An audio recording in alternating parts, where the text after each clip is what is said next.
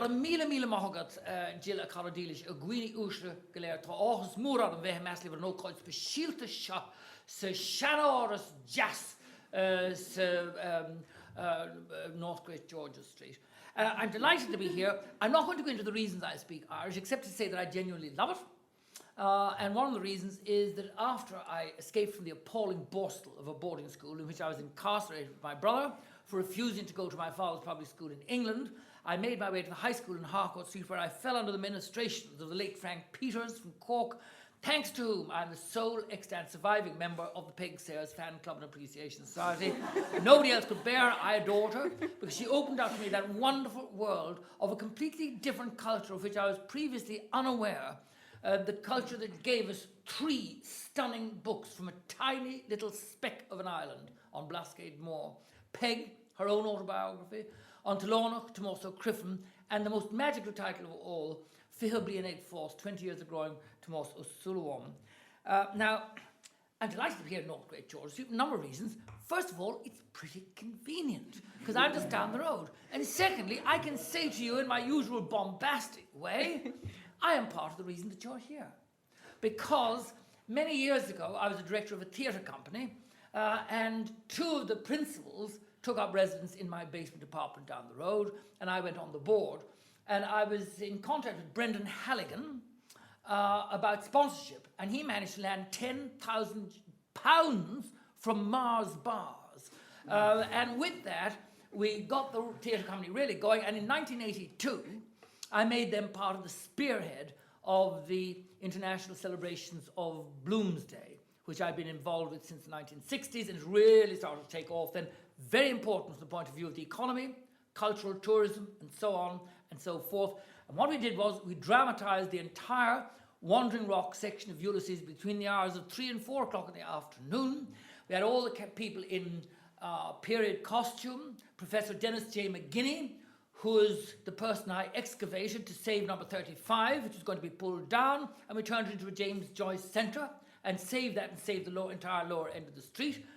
And we had the Viceroy, the Honourable William Humble Earl of Dudley and his cavalcade, and all this wonderful fun, televised, recorded, filmed on news broadcasts all over the world. It lifted the entire thing.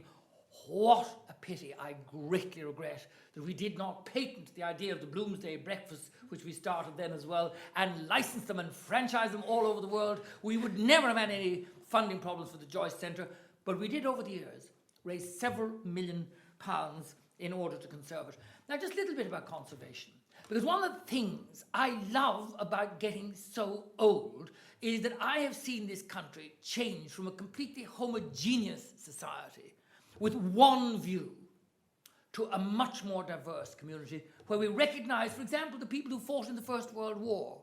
We're not afraid of that, we're not threatened by that, as well as we recognize the people who gave us those thrilling words of the Easter Declaration that they would cherish all the children of the nation equally, which gives us a gold standard to which we can try to hold governments and political parties. But I always enjoyed these kind of houses. My mother came from a family that included, among their outlying connections, a family called Stokers. My great-grandfather was Joseph Crichton Stoker, who was a cousin of Bram. They're a big medical family in Dublin. In the 50s, nothing much to do on a Saturday. So my aunt used to excavate in a chest, get old deeds, and we'd go on a treasure trove round Dublin to find out where these people lived. They lived in the most embarrassing slums.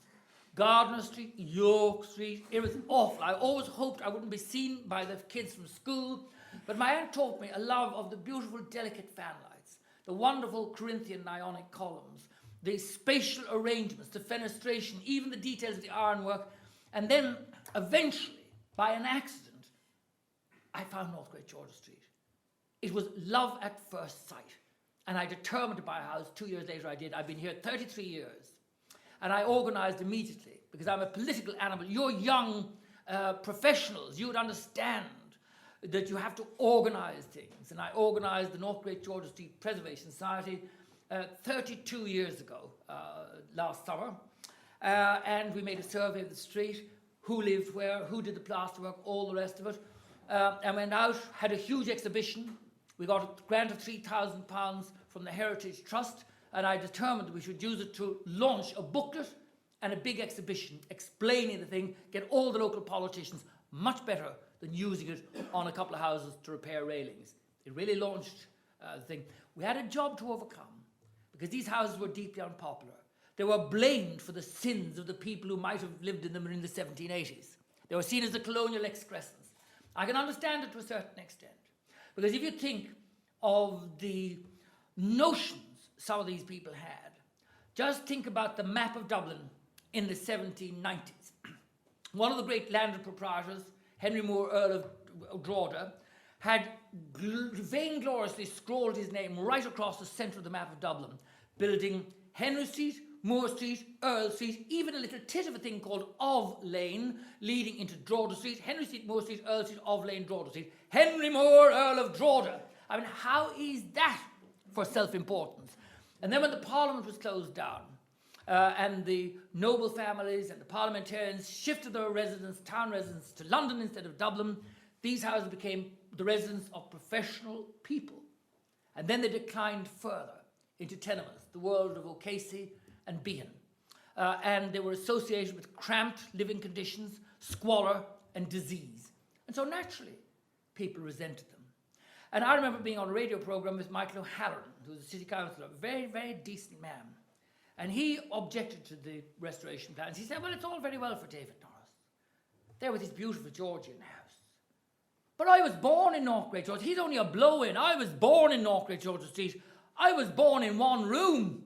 So I said, well, precisely how many rooms did you want to be born in? What did you think you were, a scrambled egg? And he laughed. A bit of humour punctured what might have been a poisoned atmosphere, and he became Lord Mayor at the end of that year and came round in all his robes with his official car and met all the old ones, all his old neighbours. It was an absolutely lovely event. So I would say, as I said at that stage, when we were trying to turn the corner, and thank God for people like Desmond and Marie Guinness, who were derided by government for what they were trying to do to save our heritage, I said, forget about the old blisters who lived in the houses.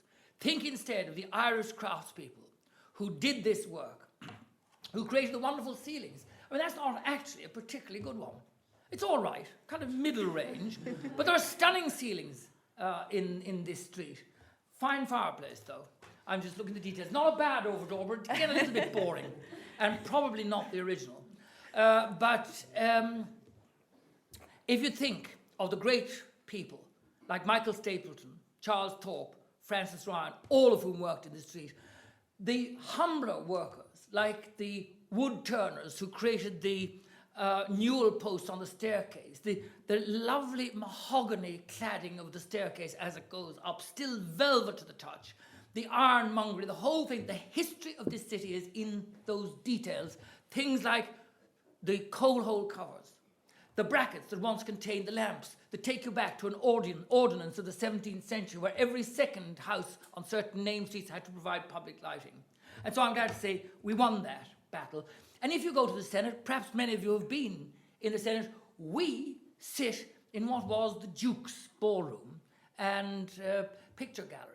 The ceiling is stunning. I identified it. Michael Stapleton, you couldn't miss it, carries his signature. And people often come in and they say, Neil, oh, look at that. Beautiful work. They had talent in them days. They couldn't do it now. I say in my Obama phase, oh, yes, they could, because I know they did it. When I was elected 23 years ago, that room was closed. The central section was in a state of collapse, taken down, reinstated within the last 20 years by young Irish craftspeople. So yes, we can do it. And think of the energy that was in that area. The Duke of Leinster built it. Castles designed it. He changed fashion. And then they sold it mid-19th century to what? The RDS, the Royal Dublin Society, horse show, spring show. But they also were responsible for that little complex of intellectual energy. The National Gallery, the National Library, the Natural History Museum, and the National Museum. All put there by them. We forget that, what they did in those days. And they gave us the zoo, the Botanic Gardens, and the School of Art. Not bad for a group of amateur professionals. So I mentioned Leinster House. I've just come back. Whiz bang, because I had to reorganise my diary instantly. Because this morning on the order of business, I called, as did other members, for the Minister, Barry Andrews, to come in and answer questions on the report, the Gibbons report, into the Roscommon incest case. And he did. He came in at 3 o'clock. Well, I could hardly avoid being there, even though I was supposed to be somewhere else, so everything had to be rearranged in the diary. And I'm damn glad I did, because we were able to ask questions. The referendum is very necessary on children's rights being put into the Constitution officially. But that would not have avoided this case. And that's a fair point to make. And the minister made it. He was supported in this by what I'd already heard that day from Geoffrey Shannon, who's the leading authority in that area. No doubt about it. But there are certain things, because in the Guardian of Infants Act, for example, there is no mention of the mental welfare of the child. That needs to be put in. The other question I asked was, who were these people who intervened? I don't know if you heard that. It was all over the radio today and in some of the newspapers.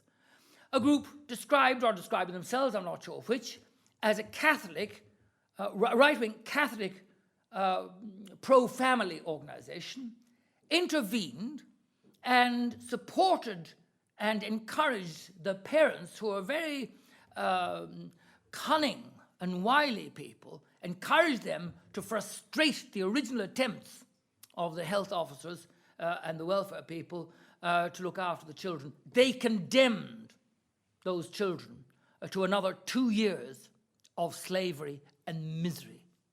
And this was an appalling case where, unusually, the mother also sexually abused her eldest son. But what wonderful people those children were.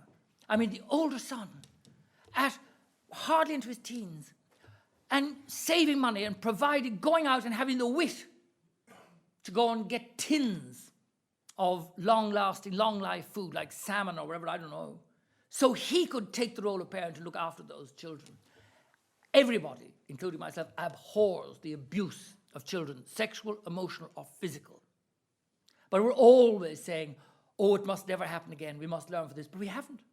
The Kilkenny incest case, it goes on and on and on. Won't go into that. But I was glad, I was pleased with the Senate, because we responded immediately. We asked in the morning at 10:30, and the minister was there at 3 o'clock. That's the way things should work. You might want to ask questions about the Senate. I'm very happy to defend it, but I'm also a severe critic of it. It very badly needs reform. Now, the other things I want to say a bit about, we were also talking about the economy. It always comes up. I find that slightly irritating for a number of reasons. The principal one of which is that I am never listened to. No attention whatever is paid, because journalists are terribly lazy. I'm a member of the NUJ. I'm pigeonholed. I can speak about Georgian architecture or gay rights.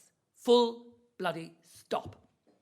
I spoke about the economy since this thing started, and everything I said has been justified, and you can go and check it on the records. And I was right. And it annoys me intensely that I couldn't get any coverage, because my colleagues were calling for heads on the plate, bloods on the wall, guts in the bucket, and that's sexy. But a serious and constructive contribution is not. And the 5th time I said it, I said, I am saying this for the last time, because the media will only apparently allow me to be heard by the Irish people when I'm talking about buggery or James Joyce. And I got a headline. Norris complains about buggery and Joyce. But not a word about the economy. And what I've been saying from early on was, all the banks are in trouble. The 3 principal banks should be merged into one Bank of Ireland and nationalised in one clean surgical cut. The assets administered on behalf of the people of Ireland, and in particular, the material assets such as land taken out, and those areas that are around the principal areas of population, some small section carved up into allotments. A very simple idea, naive maybe, but 450,000 people out of work, on antidepressants, getting miserable, suicidal, sitting on their bums in front of the television all day. Give them an application form, if they want to apply, for a small parcel of land, some seeds, vegetables, rudimentary implements. Get them out of the house, into the open air, in contact with living things, something positive, and it would supplement their budget and their diet. Totally ignored. I should have known, because when this crisis started off, I anticipated what the government would do. I could see what they were at, what they were setting about. And I took my private members' time on the economy and the impact on the underprivileged in our society, because I had seen that the government, instead of tackling the economic roots of the difficulty, was setting about to disable and silence all those organisations that spoke out for the underprivileged. I mean, imagine, we're going through an economic blizzard. What does the government do? First thing, it abolishes combat poverty. I mean, that's staggering. The 42% cut on the Equality Authority and the interference with its board, the removal of Neil Crowley, who was a splendid and courageous man, the Human Rights Commission rubbished. I could name about 5 or 6 organisations here. I usually speak extempore. I created a script, I issued it to every newspaper and the broadcast media, not a single word. And a year later, I got an apology from one of the senior reporters who said, "You were prophetic. I should have reported that. I'm sorry." But too bloody late. 3 years ago, I was asked down to UCC to give the Phil Monaghan lecture. I'd never heard of him. I doubt if any of you have. Have any of you heard of Phil Monaghan? And he wasn't a show band saxophone player. He was the first sit-in county manager of Cork, deeply devout Roman Catholic, but with a terrific social vision. He started some of the social housing in Cork. As I read his biography, I was moved and touched by what he did. Quite narrow in his religious views, but apart from that, wonderful man. And I started off and I quoted the big issues. I was thinking of the magazine they sell on the streets, but I said, I'm going to address the big, hit them. And I hit them all: the environment, global warming, the population, which is the biggest elephant in the room, believe you me, and not one person ever addresses it. I'm open to questions on that one. But I said, I'm a simple, naive man. Let's look at the economy. Let's look at some of the basics, because I've never heard anybody examine the question of money. And I started at the beginning. What is money? And I gave a definition of it, which I offer to you. It is the symbolic expression of energy, the symbolic representation of energy. In the old days, you worked for the farmer. At the end of the day, he gave you a sack of potatoes. You went home, you had a meal. Bingo. Perfect. It's material and real. Then you move on, he give you half a sack of potatoes and a gold ducat. The gold ducat, moving towards the symbolic, but it still has intrinsic value. Then you move on, and you get something like this, if I can find one. Yes, something like that, which in the old day had a message on it. I think they've got rid of it now because nobody believed them. I, the Governor of the Bank of Ireland, or the Central Bank, promise to pay the bearer on demand. Yeah, like hell. Try it. You go and ask for your gold. Say, oh, mister, I got 50 euro. Can I have me a bit of gold, please? No, is the answer to that. But it was originally backed by gold, so we're moving away into the abstract.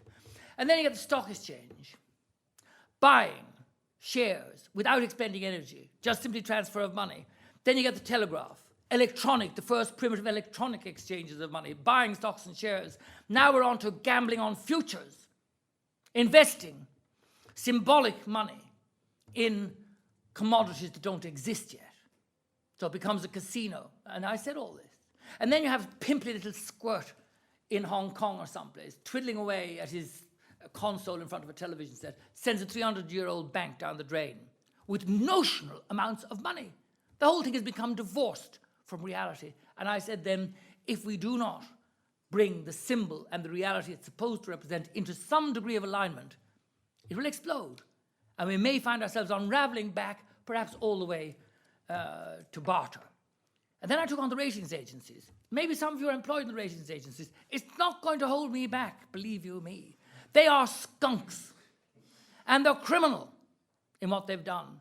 And how dare they rate this country? They're an offshoot, a bubble of froth of the New York Stock Exchange. And they've been wrong and wrong and wrong and wrong. And some of you may be able to produce an instance when they were right. Accidents happen. But these people, they got Enron wrong. They got Greece wrong. They got Iceland beautifully wrong. A week before they went down the drain, they gave it a 3-star rating. They rated our banks 3-star too, when they were tottering. And best of all, they helped to manufacture the toxic bundles. And they validated them. Has anybody here heard of a frightfully sophisticated, difficult notion to comprehend called conflict of interest?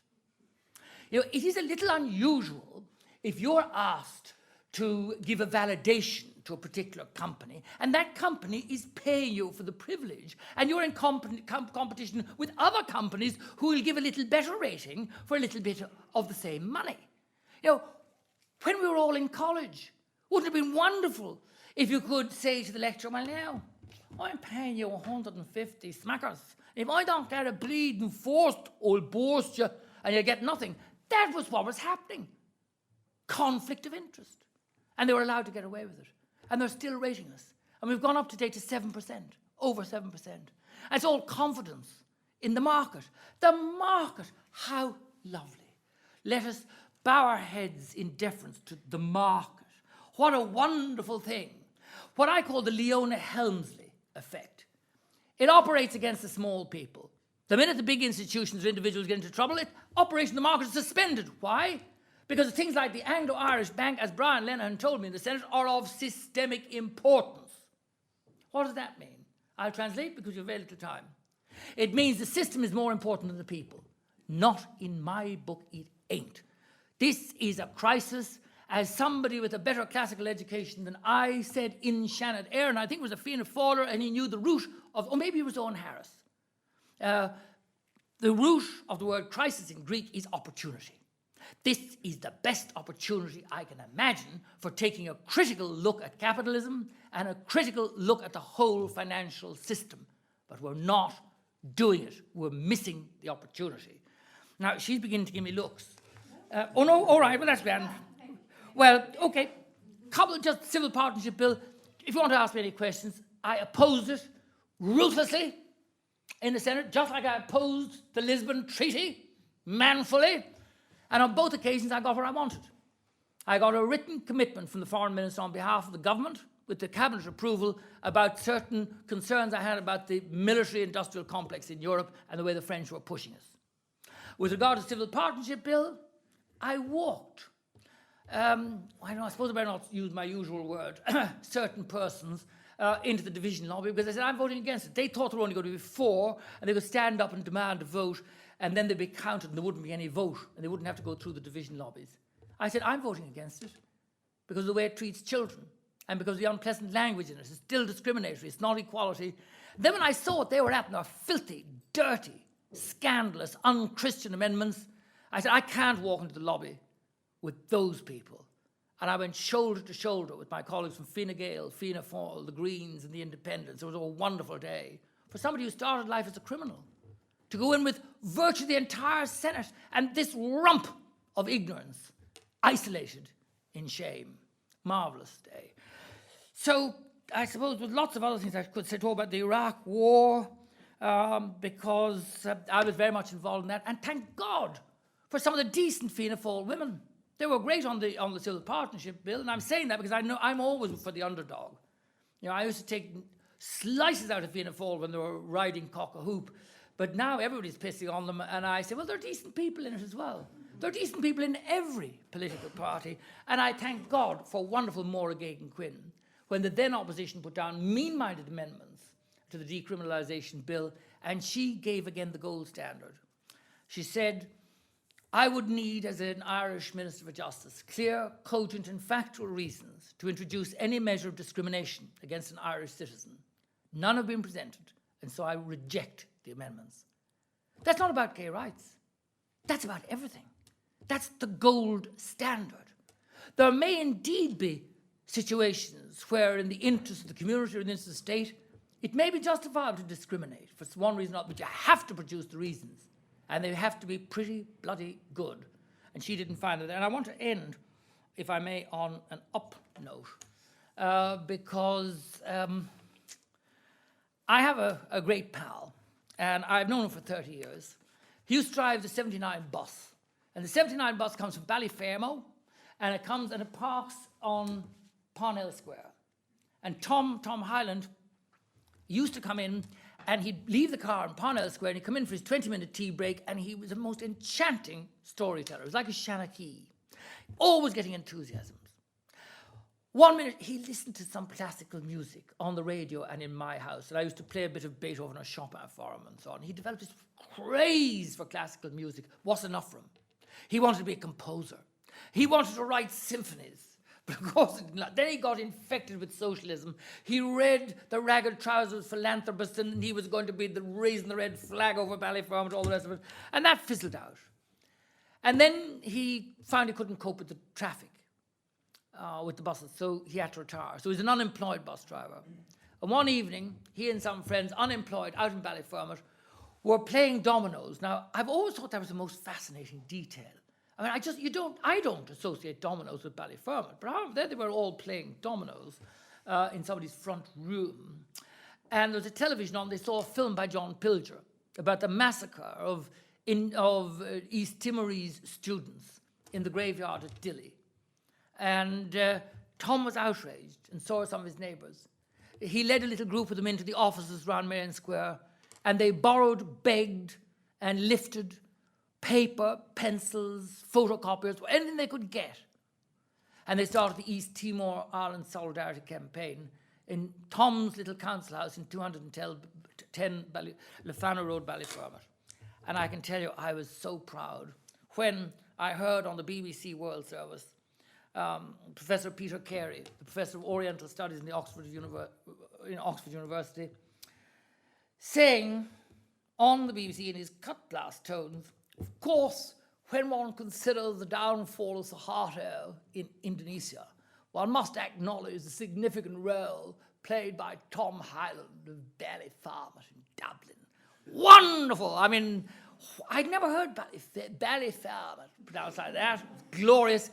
And what a David and Goliath story. An unemployed bus driver from a marginalised working-class district of Dublin puts the skids under an utter stinker of a powerful, ruthless and deadly dictator. And that's the answer to anybody who says, oh, well, I'm only an ordinary person. It's terrible, but I couldn't do anything about it myself, you know. Or my heart is all there. You know, I'm not religious. I'm very spiritual. And all this wishy-washy drivel. Yes, you can do it. Tom showed us all the way. We're all ordinary people.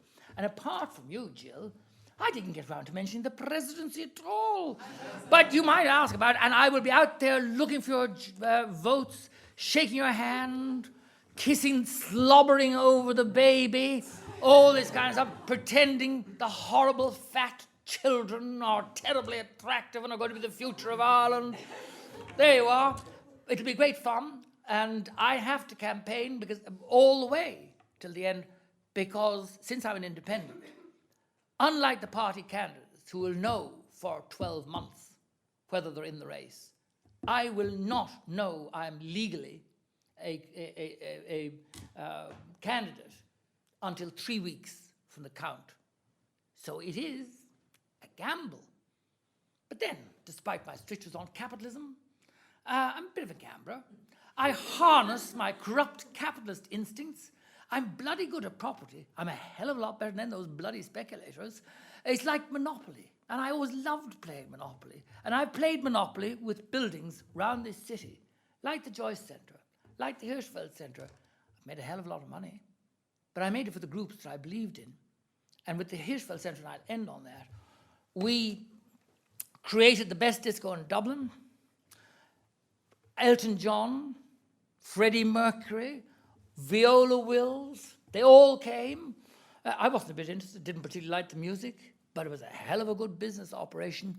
And we fought back. We created a situation where Ireland had an atypical profile of the AIDS infection in the early days because I published 250,000 leaflets on sexual hygiene, venereal infection.